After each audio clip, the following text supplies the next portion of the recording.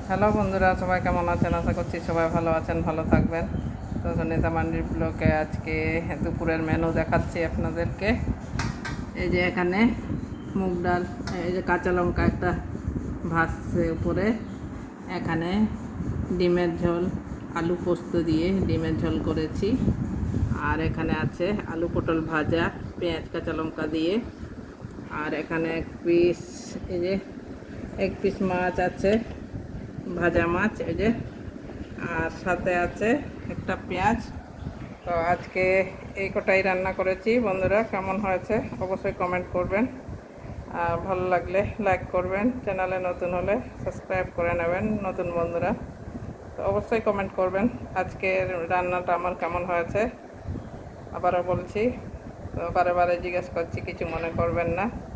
তো যাই হোক, কেমন হয়েছে কমেন্ট করবেন। তো এই গরমে এখন হালকা হালকা খাওয়াই ভালো। তো যাই হোক, আজকের জন্য এটুকুনই। সবাই ভালো থাকবেন।